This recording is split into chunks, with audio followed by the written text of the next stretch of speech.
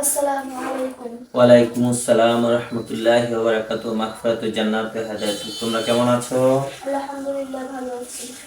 আজকে আমরা শিখব ইলমে তাসাউফ, শিক্ষা করা ফরজ। তার মধ্যে আমরা শিখছি কিব্র, অহংকার।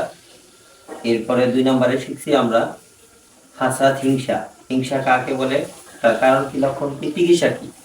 এই সবগুলো রোগ আত্মার রোগ।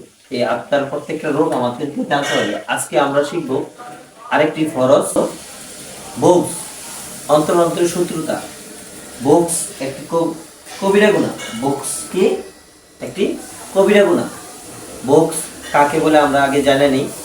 বুগস কারোর প্রতি অন্তর অন্তরে শত্রুতা ভাব পোষণ করাকে বুগস বলে। কি বললাম আব্বু? কারোর প্রতি অন্তর অন্তরে শত্রুতা ভাব পোষণ করাকে বুগস বলে। এটা হলো বুগস কাকে বলে। তার কারণ কি, নিজের ক্ষতি অথবা ধর্মের ক্ষতি যদি হয়, এই কারণে আমাদের বুগস আসতে পারে। এটা হলো কারণ। আর লক্ষণটা কি?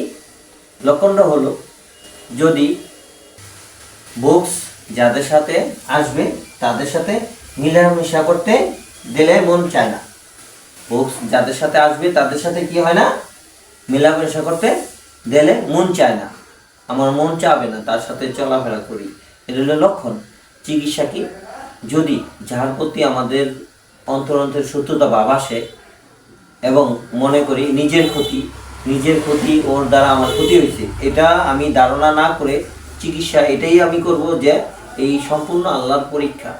আল্লাহ আমাকে পরীক্ষা করার জন্য এই বিপদ দিছে। আমার যত বিপদ আসুক সব কিছুই আমার পরীক্ষা। এই পরীক্ষা আমি মনে করব।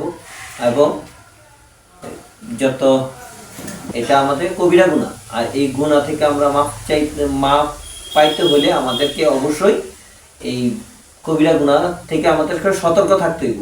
আর সেই জন্য আমরা এই চিকিৎসা যে মনে মনে ধারণা করব যে আমাদের আল্লাহর তরফ থেকে আমাদের এটা পরীক্ষার জন্য দেওয়া হয়েছে।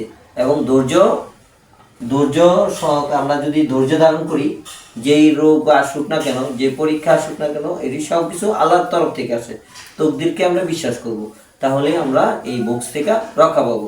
নয়তো এই বুকস থাকার কারণে আমার সমস্ত নেক আমল সব নষ্ট হয়ে যাবে। আল্লাহ রাসূল সাল্লাল্লাহু আলাইহি ওয়াসাল্লাম বলছেন যে কারোর প্রতি অন্তরে তোমরা শত্রুতা ভাব পোষণ করো না। অর্থাৎ এটা করা কি হারাম। এটা করা কি হারাম। অন্তরে ভাব পোষণ করাকে, শত্রুতা ভাব পোষণ করা কি হারাম। আমরা এই শত্রুতা ভাব কারোর সাথে অন্তরে শত্রুতা ভাব রাখবো না। যদি আমরা রাখি তাহলে আমাদের সমস্ত নেক ওই তার কাছে চলে যাবে যার সাথে আমরা বুগস করতেছি।